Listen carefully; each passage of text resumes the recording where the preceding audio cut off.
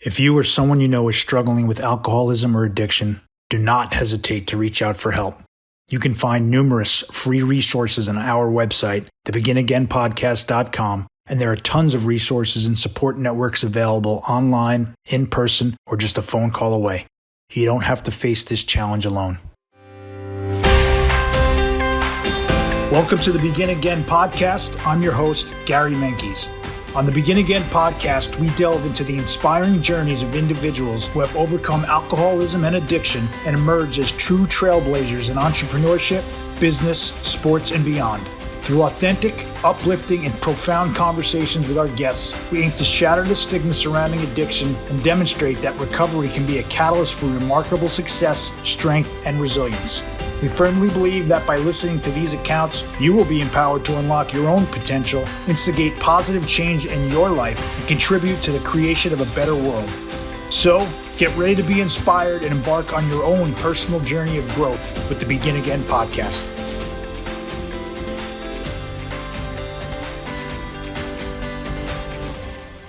Welcome back to the Begin Again podcast. I'm your host, Gary Menkes, and today with us, I am very happy to bring on Karen Thomson.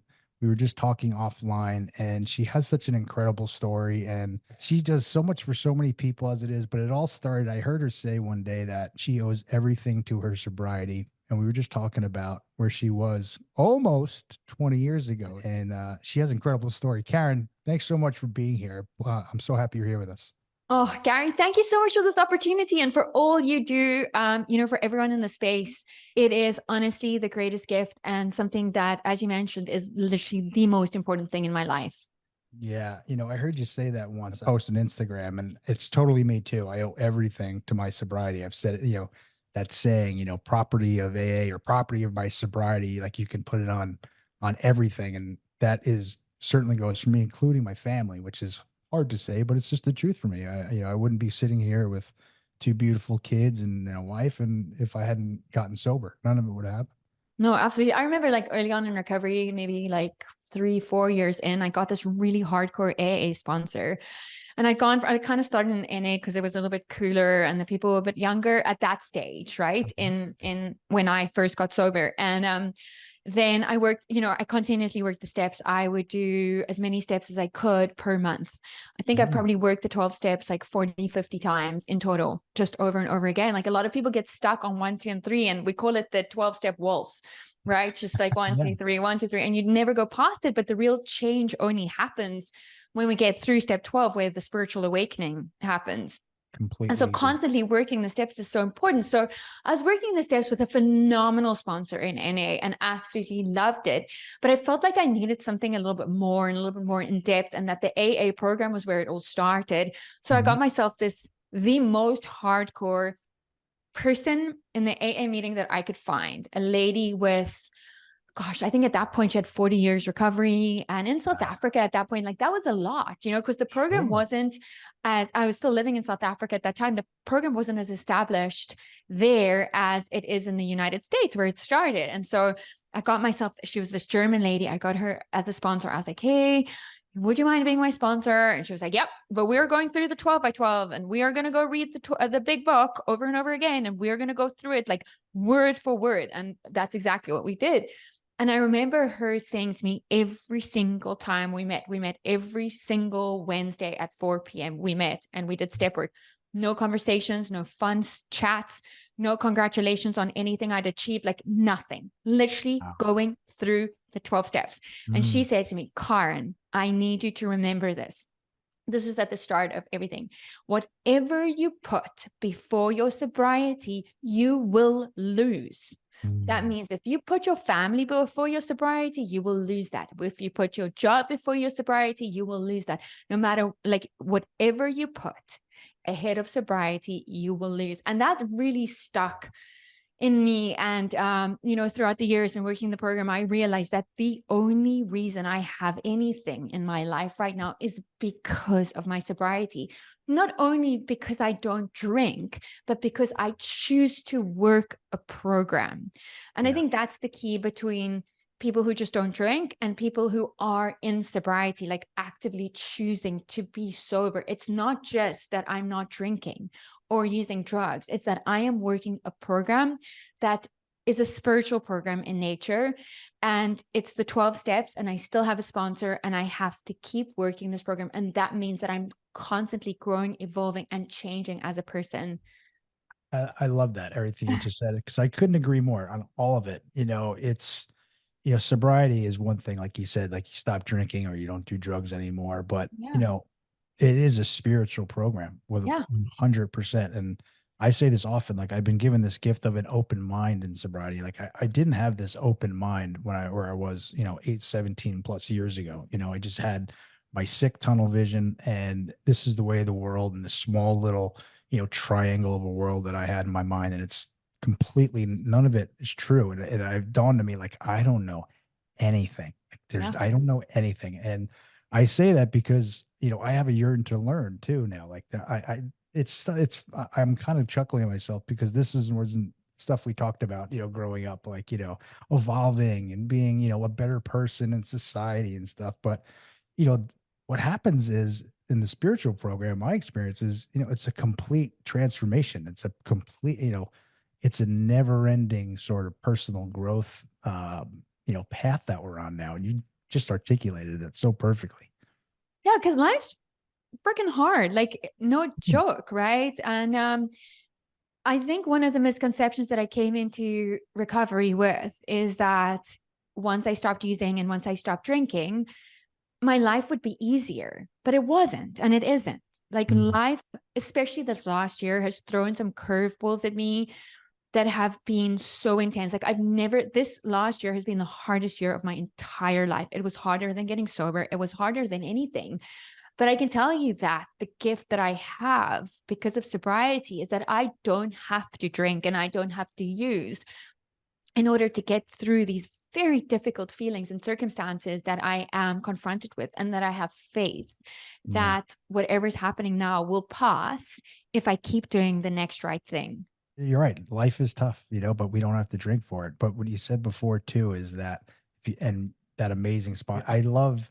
There's so many of us that, like, when we come in, like this sort of, like, I don't know, maybe I can relate to it. Like, I need the hardest one. I need to go like all in, or else, I'm not gonna get it. Like I came in, Karen, like all I wanted to do was stop drinking. I just couldn't do it anymore, and I had no idea for a while, like the spiritual part, the higher power part. I was just in there, like I was just so thick headed and so kind of tunnel vision, like I just can't drink anymore. And it dawned on me, it was like, wait a minute, I think like 98% of this entire thing where I'm doing here is finding a higher power, is finding a God I call God. And when we say, everything, if you have to put your sobriety first, to me, that's also putting my higher power first, because it's sort of one in the same, if you will.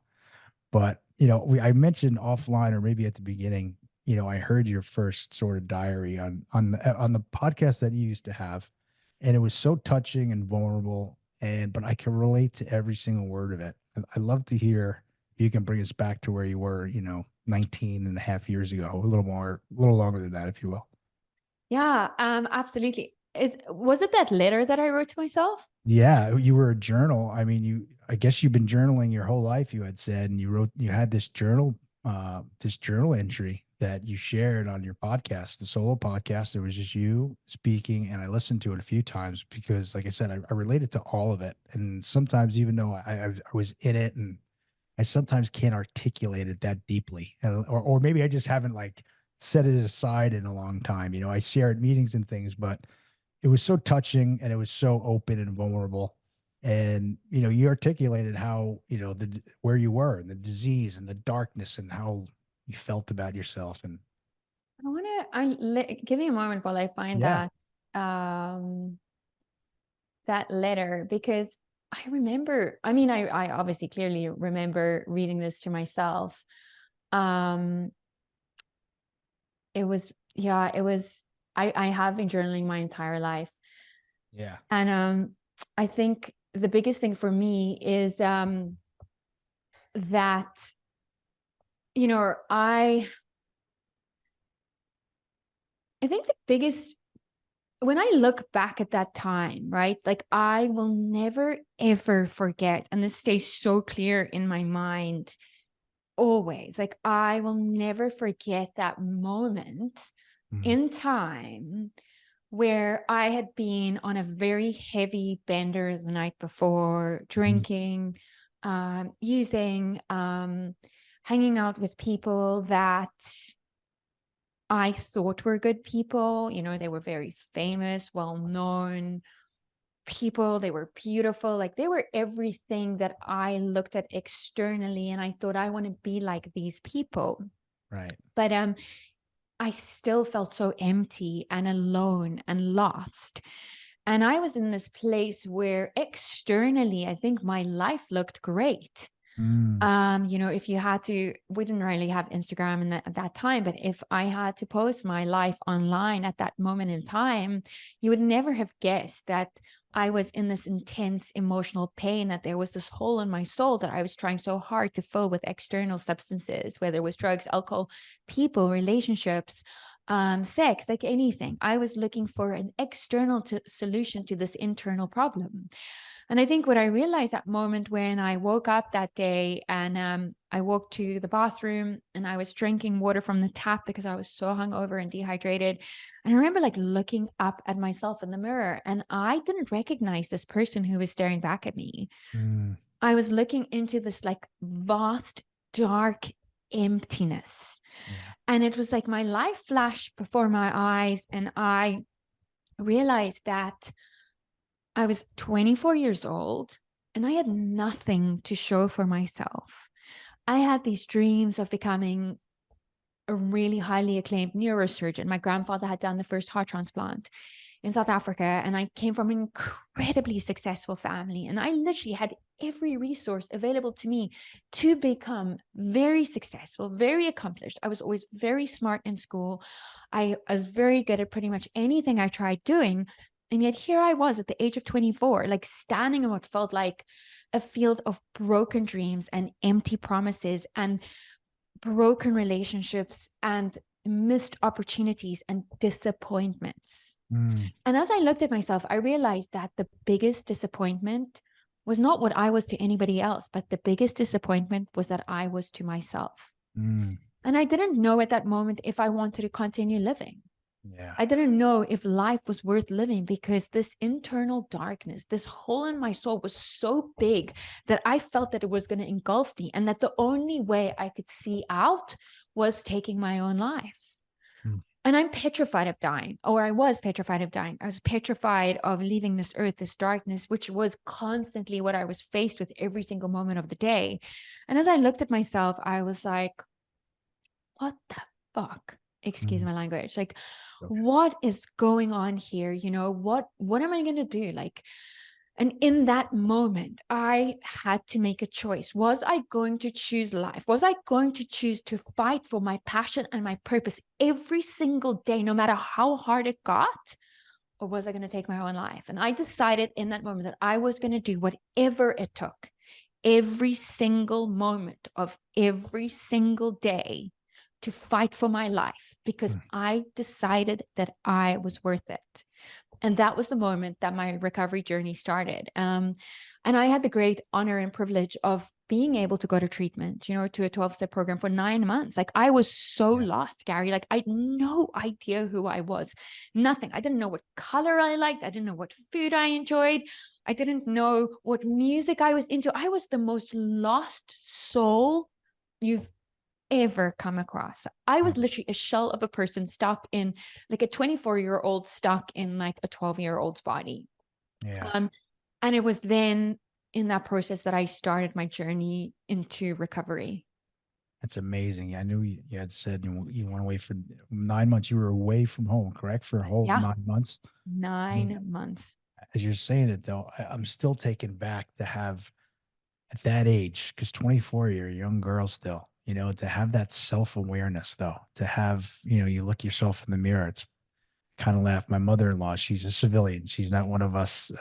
But she had told me, or it was told to her, and she shared with me, like, you gotta be able to pass mirror test. Like, you gotta be able to look yourself in the mirror and be Yeah. okay with that person, and sometimes, and especially back then, I wouldn't even look at myself. I didn't have the courage to look at myself in the mirror, and everything on the outside for me was not good, and everything on the inside was 100 times worse. Like you had said, that soul sickness, and as bad or as not good as things looked on the outside, no one knew how deep and dark and awful I was on the inside, and how soulless. And yeah, I'm thinking about too, like when I would go out with a bunch of group of buddies, and who, I'm blessed, they're still my buddies to this day. I thought like I'd lose everything. I thought my boys would be gone. Like, you mentioned your identity. Like my entire identity was revolved around partying, drinking, drug, whatever. Just, I was the life of the party, or I was the scariest guy at the party, or both at the same time, really quick. Like it was all the above. Like, I could be the happiest guy in a drop of a dime and be the nastiest guy, or something would happen. I got a lot of trouble.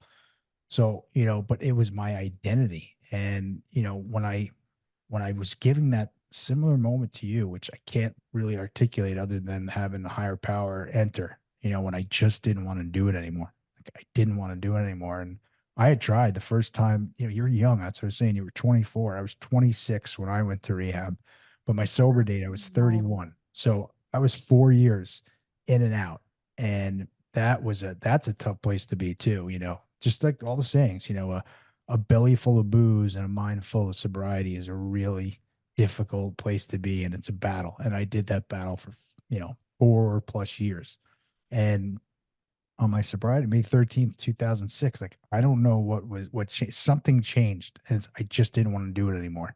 And that's where, I started going to meetings, and when some stranger gave me his phone number, and every instinct in my body is like, get out of here, pal. Like I was like, all right, I'm going to call him tomorrow, because, it's working for these people. Like I just didn't want to do it anymore. And I never would have known that, I would like, I say this a lot, and it is repetitive for people to listen, but when you go into a meeting or a rehab or whatever, it's not a big sign that says, like, come on in, you can completely change your life around, like, for the better. That's not what's, sold to us, for lack of a better word, but it's exactly what happens.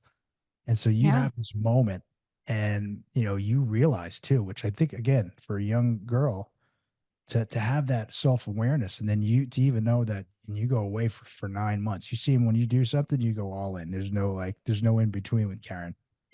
No, and you know what? It's like, it's what you say, self-awareness. It wasn't. It was a higher power moment for sure. There was the God of my understanding was like, I'm taking over here because your mission on earth is not done. And so I need to kind of step in before you take self-will to the next level and take your own life, which is exactly what I wanted to do. And so I think that was my first moment of a spiritual awakening, is this something greater than myself coming in and taking control of my life and showing me how to live. And the third step prayer is, God, take my will in my life and show me how to live. And even though I didn't say those words that day, that's exactly what happened, is that this higher power stepped in and took my will in my life and started showing me how to live. And since that day, like, that's what I've tried to do. But, going to rehab was awful. Not one day of that 9 months was fun. The patients were awful. A lot of the people that I experienced there were awful. The experiences were horrible. And sure, I learned how to have fun and a good time, but that's who I am. Like, I can have fun and have a good time pretty much anywhere. But facing that darkness and facing the darkness in other people and reflecting that to each other was a very, very difficult process. But I got so lucky in that I got a counselor in the rehab that I was at first, he was freshly out of Hazelden, and he was a recovering addict himself. And so he was all in with me. He was all in, and he said to me, I'm going to believe in you until you can believe in myself. And I think having that person being willing to fight for me when I was not able to fight for myself, it made all the difference in the world for me. Because I was like, if Nacho thinks I'm worth it, then I must be worth it. And so if Nacho thinks I'm capable of doing this, then I must be capable of doing this. And so slowly but surely, like, I started building these internal reserves and this ability to do hard things and become resilient and become tenacious and stand up for myself and for my recovery and do hard things, because that's what sobriety is. It's doing hard things over and over and over again. and forge this very meaningful existence in sobriety. That's amazing. I relate again too. It's amazing when you have the power of just someone believing in you, like just that little bit. Like, it doesn't matter the rest of the world. This one person believes I can do it. So you know what? It must be true. Yeah. I had a girlfriend at the time too. She saw things in me that no one else or no one else saw. I certainly didn't see it. And I love to say my girlfriend at the time because she's my wife now. And Oh, yeah, I love to say that. I think I've been saying that every show, but that's okay because it's the truth. She's such a huge part. She's also seen every stage of this person here. Like, she's seen it all. She was with me when it was really bad, and everyone told her, "What are you doing with this guy? Like, she's bad news. Like, he's, maybe he's a good guy somewhere, but listen, yeah, actions speak louder than words. This is over and over and over. Like, you're gonna hurt yourself." And she stuck in there. She did. And I thought I had lost that. And when I got sober, we were apart at the time. When I was, again, my sober date, I knew something was different. Like, it was the first time I ever, like, I spilled all my booze out. I had never done that before. Like, and I was so afraid I was going to go back out. Like, I was afraid to even tell anybody that I was even trying. It was AA. AA is what saved my life. yeah. That's where I got sober. And I called her just, for no reason, just to tell, hey, I just want you to know, like, it's been a few weeks and I'm back in AA. And she was so happy. She like came over, Oh, right back. And anyway, even to this day in sobriety, Karen, like, we have fears, right? And they creep in all the time. But, when I go down my own rabbit hole, when I know that my woman over there believes in me and that I'm doing the right thing, like, that's all I need, right? And that's kind of what you touched on. yeah. Really important. It really is. Oh, for sure. It's so important, and I think like just listening to you talk, and it's so nice to speak to somebody who has time in the program and who believes in the program, because I feel like there's this huge shift, because later on, my ex-husband and I, we had the largest private continuum of addiction treatment and psychiatric facilities in South Africa. So we actually started working in the space.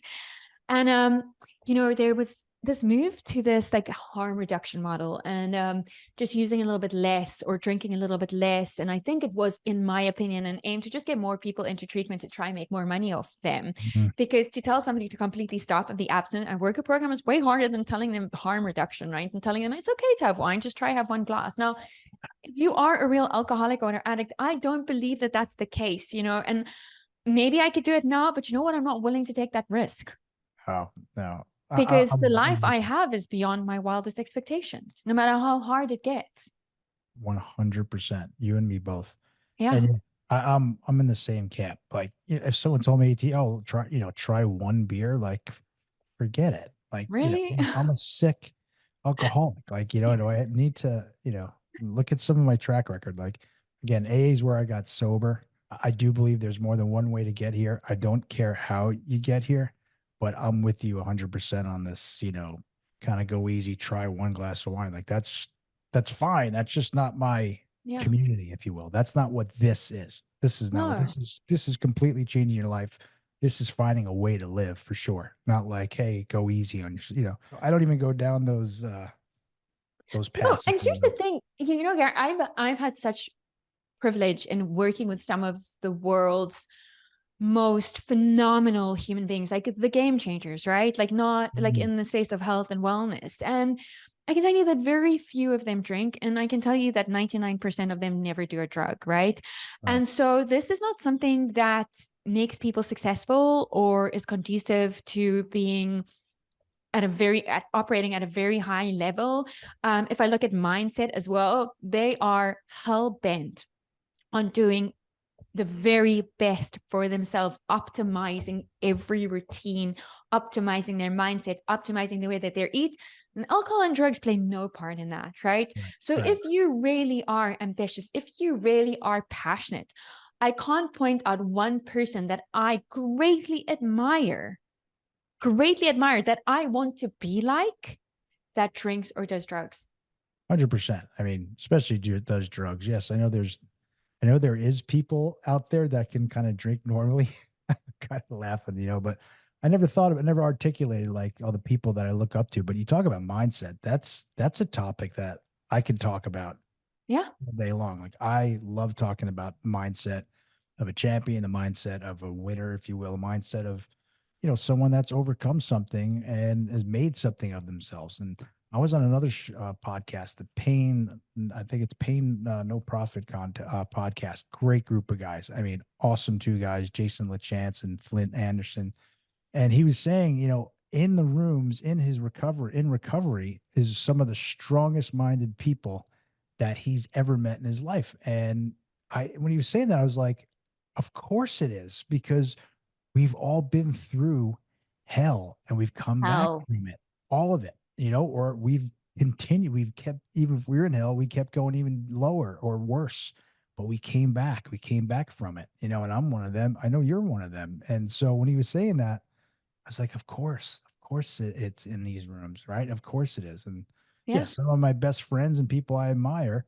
And I think I even do that like watching movies. I don't know if you do the same thing. Like I'm watching like, Bradley Cooper. I'm like, oh, cool. He's one of us. Recovery. Yeah, he's one of us, like, or in New York City, I told you in New York City, when I was early on, I would go, that's all I did was go to work and go to meetings for that first like 2 years, because that's Yeah. all I had to do. And you'd start seeing some of these people and sit next to him in the rooms. And it's like, wow, look at him. Like he's just, he's up for an Oscar and he's sitting next to me. He's Yeah. just as sick as I am. And Yeah. he's taking care of himself the same way, Yeah. and I think in a way, this is how this podcast started. Is I remember early on, my girlfriend, who's now my wife, she had got me a book. It's called The Courage to Change, and in the book, it's all these sort of celebrities or high-powered businessmen and women that are living in sobriety. And I was like, and it really helped me.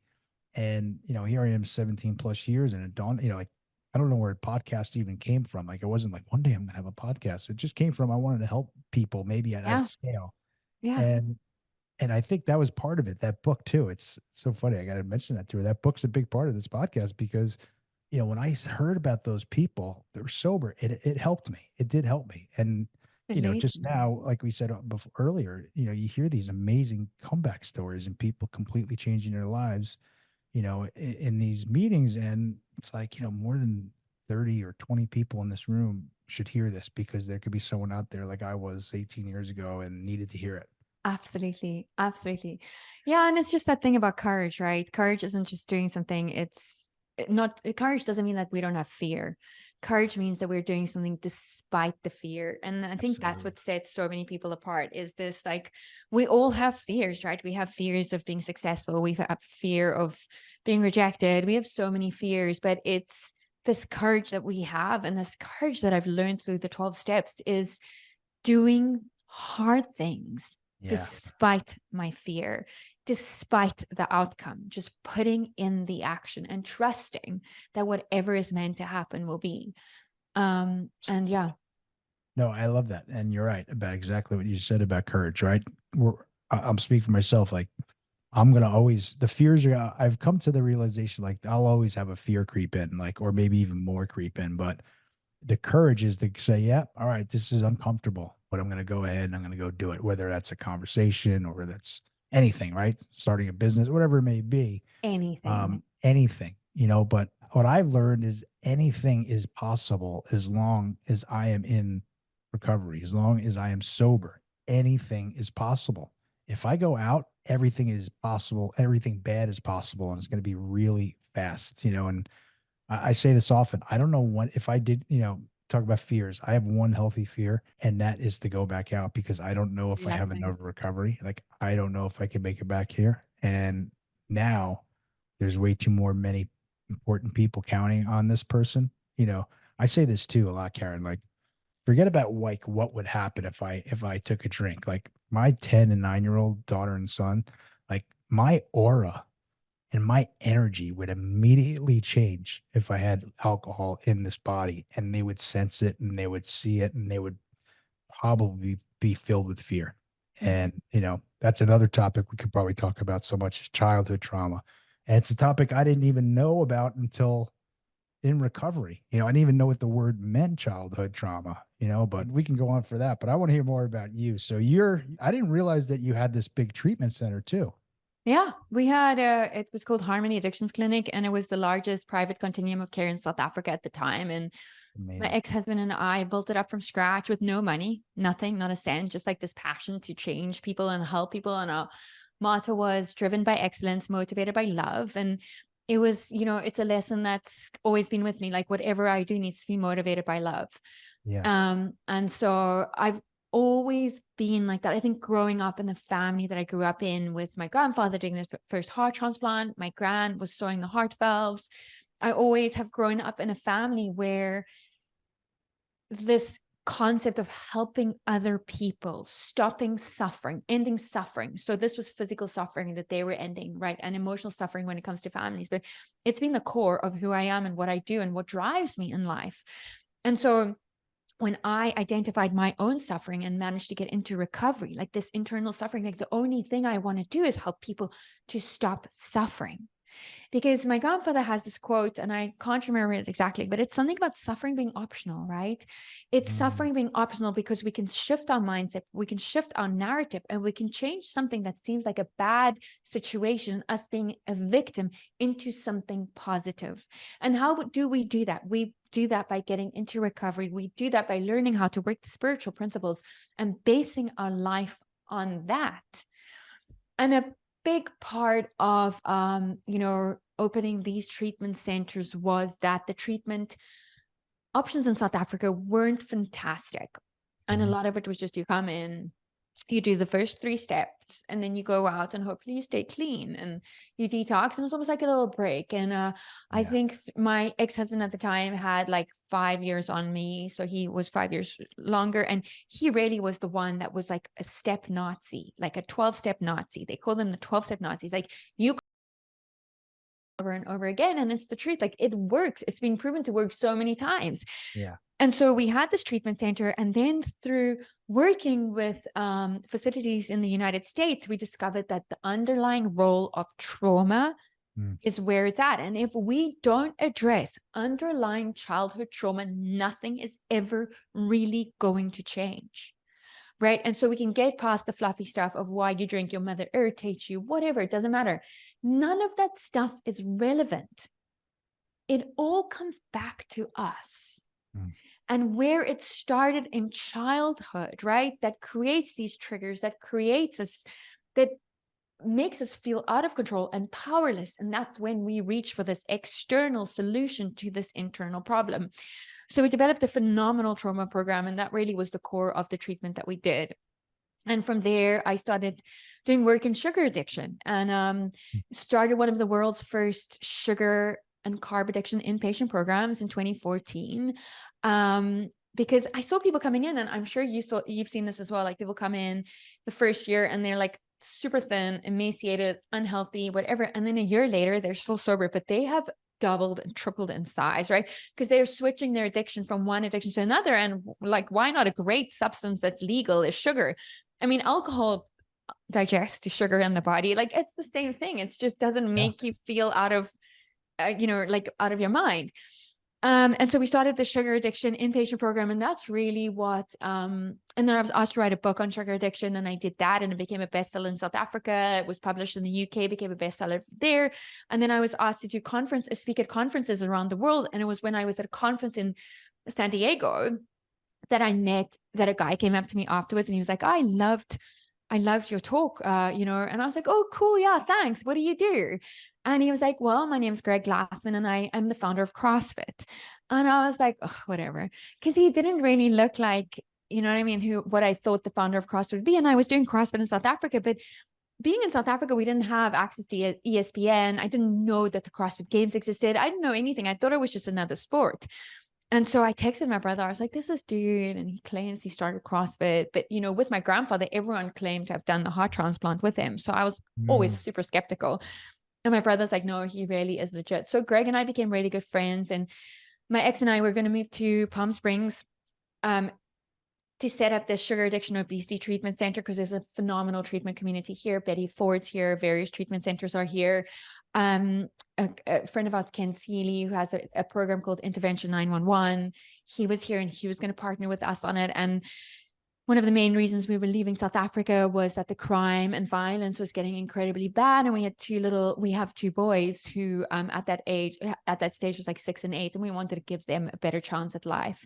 Yeah. But as I moved here and we were going to set up these treatment centers, Greg from CrossFit called me up and he was like, hey, will you come and set up CrossFit Health for me? And so I veered off my path of sobriety and recovery and started working in fitness and health.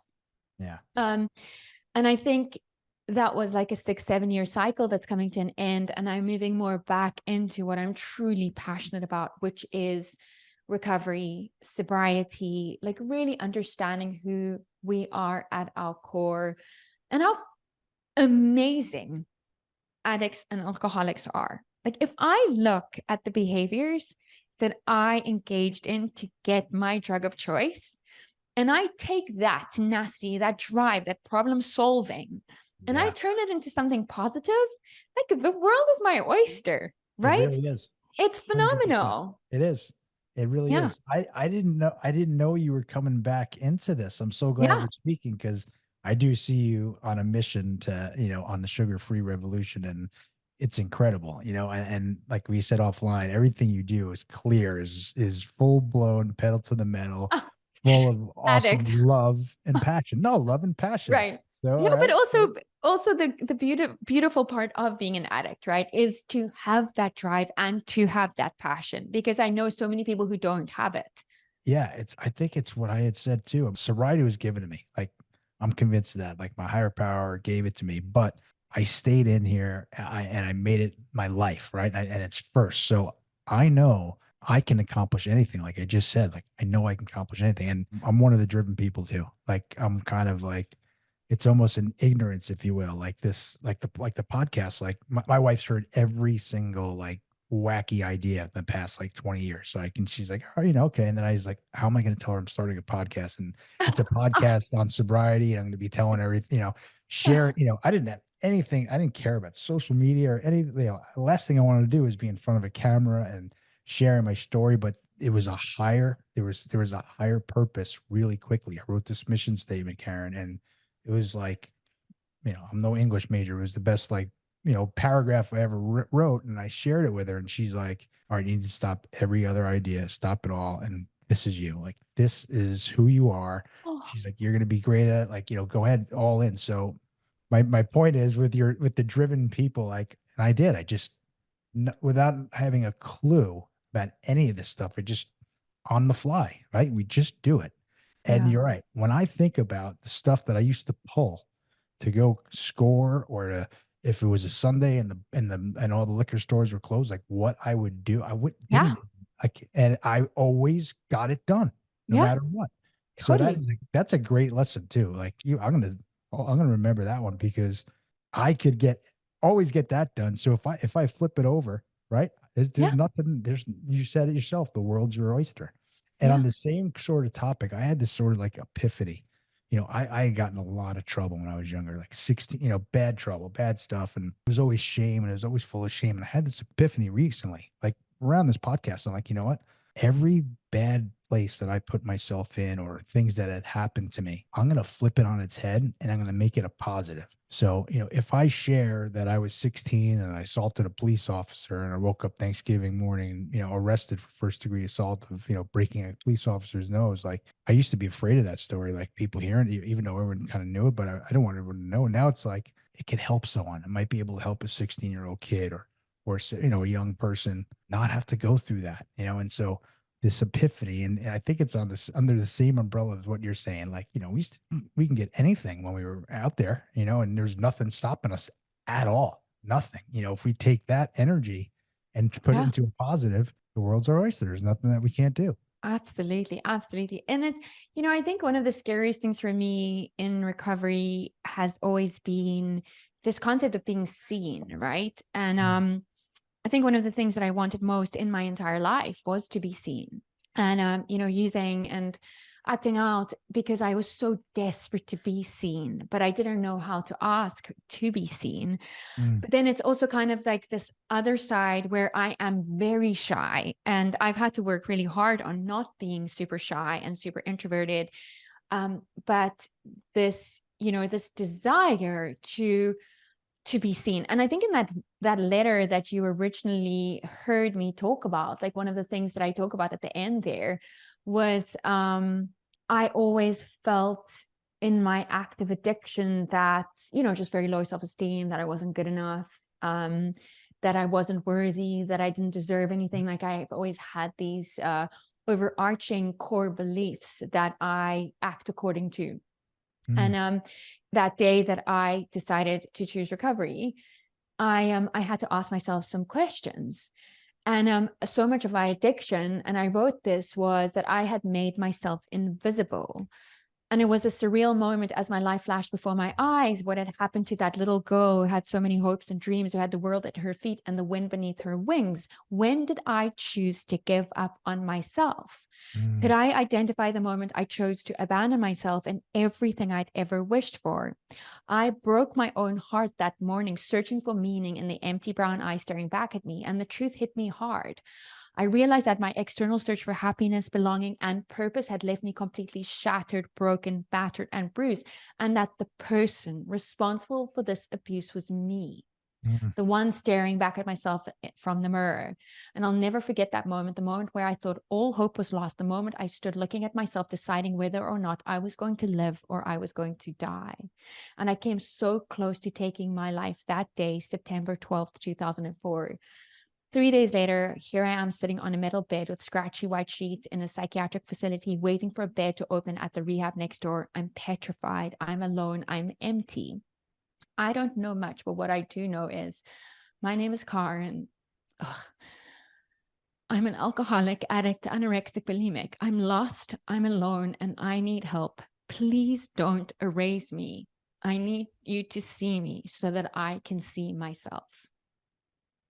Like that still, like I never want to forget that day. I never want to forget where I came from, because if I do, all will be lost. So glad you found it and you read it just now. I really am. I am, because I think everyone needs to hear that. And that was what I was alluding to. Like I can relate to all of that, even though I could not ever articulate it as beautifully as you had done. It's a beautiful poem now because of where you are, being seen. You're making me think like I should go back. I don't know when I gave up on my dreams. I don't know how old I was. I know when I was fearful. I was really young when I was, again, another topic, another term, childhood anxiety. Like I didn't know what that meant until well into sobriety, well into my adulthood. But to hear you say that and to see where you are now, and it's amazing too. You see not so many people, but you see people make it their life's purpose. And, you end up starting and the biggest, rehab centers across South Africa. It pivots you to another mission. And now you're coming back to it, which you had said is your mission.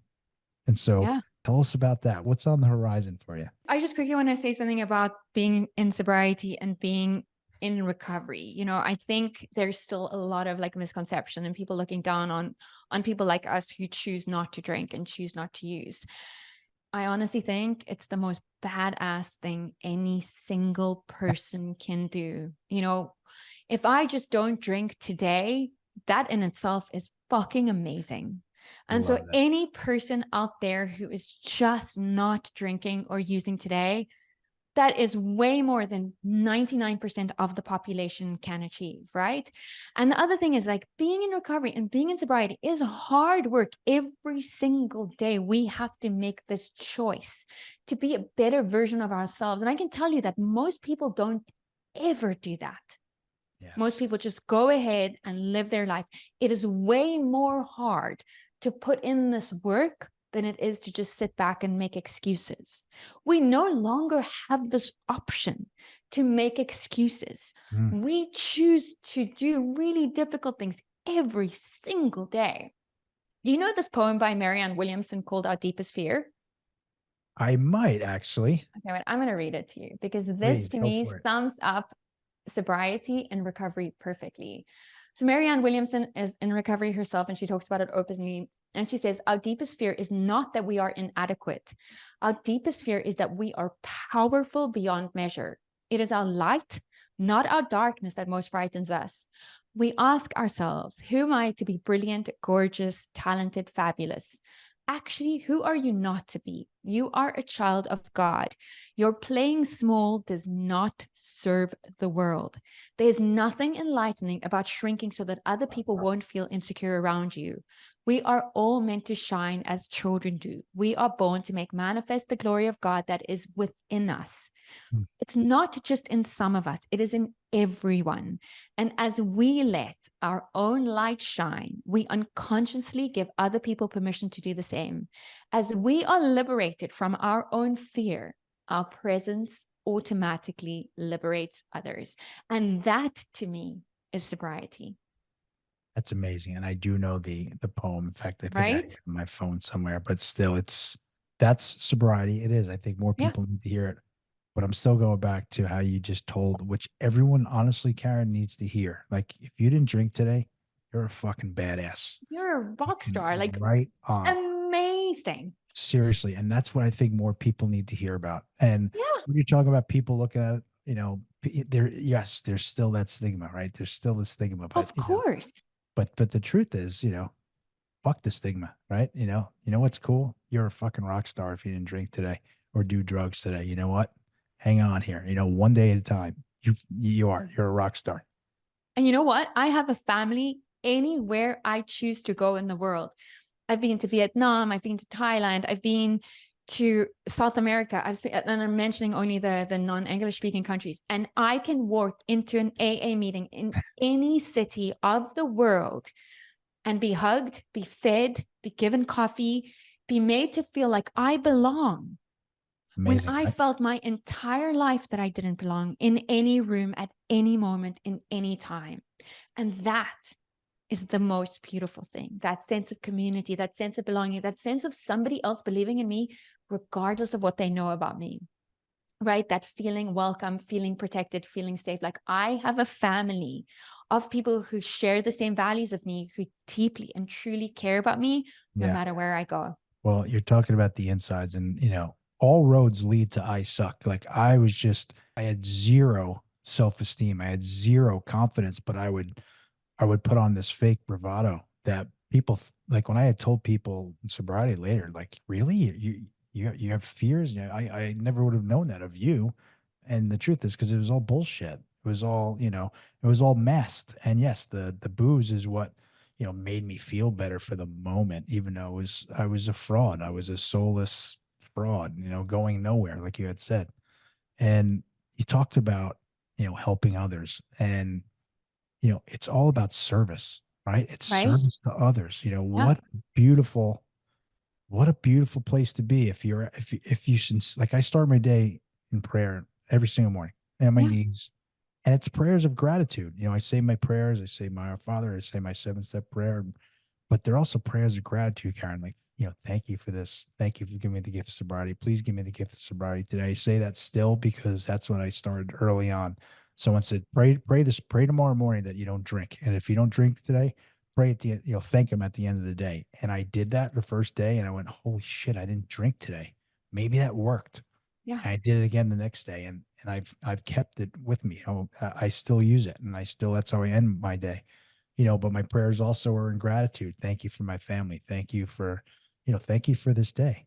I Yeah. have to mention this too. Your grandfather is the first one to do a heart transplant. First Yeah. one will ever do a heart transplant. So I was, the heart itself is another special topic to me. I was 44 years old and I was walking to the train station. I had two young ones and I had a widowmaker heart attack. And so Yeah. people, I just, you said it a few times and I don't know, I guess I had to mention it. But Wow. That's so yeah, it's just like incredible. you never know, right? But I used, then I had a whole other set of fears that was 4 years ago. So then But I used, what what's was that? it from? I have heart disease Stress? in my family, my grandfather, my uncles, my whole mom's side. And, at the end of the day, we asked them, like, all right, like, after I was all good, like, what happened? They're like, was this a fluke? Was this my family history? And my cardiologist, he's like, both.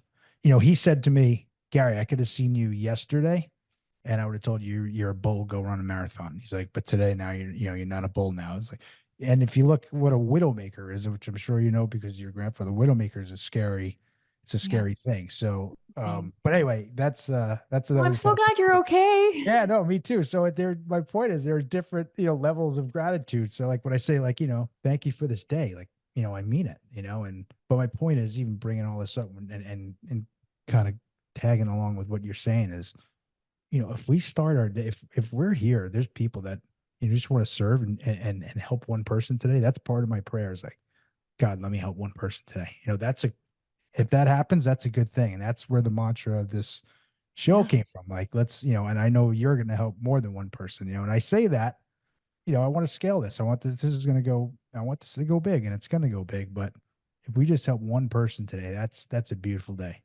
Absolutely. Absolutely. Yeah. I have no doubt that this show will help so many people. And it's honestly such a privilege to be here. So I really appreciate you. No, the privilege is all mine. So where can we find you? And we'll put all the tags and stuff on the show notes, but where can people find you? Okay, so actually, at the moment, I'm working on organizing some really exciting events in health and wellness. The first one is an event called Forever Strong, which Okay. basically means forever strong, nutritionally, mindset, physically, so exercise, nutrition, mindset. That is with a physician called Dr. Gabrielle Lyon.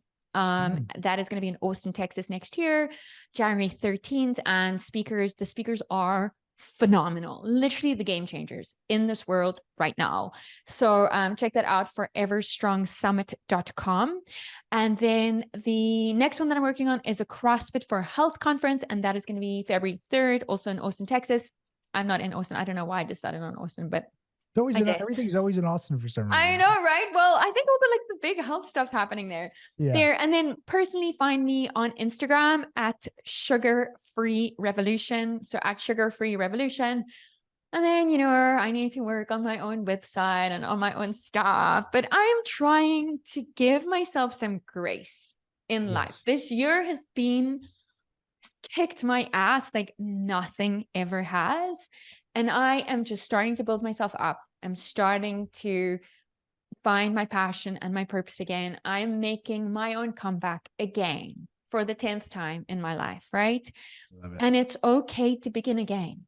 It's okay at any moment in the day to choose to start again. And so here I am at the age of 43, essentially starting again. And I would love and appreciate anyone's support who's willing to give it, and I will give it right back. I can promise you that. That is beautiful. You have our support. You have my Thank support. This has been a pleasure. I could talk to you for on hours and hours. Same. I feel like we've talked about about 1/10 of what you and I could share together, but I know we're on a hard break here for you, and we'll have to do it again. We'll do a part 2. As simple as that. I would love nothing more. Thank you so much, Gary, for all you do. You are such a gift.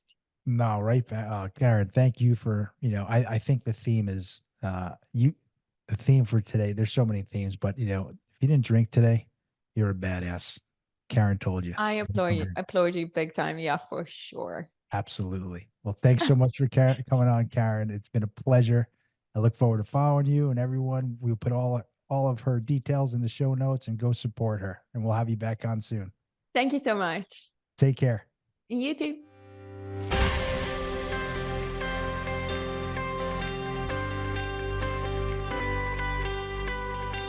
Thank you for tuning in to another powerful episode of the Begin Again podcast. We sincerely appreciate your time and support.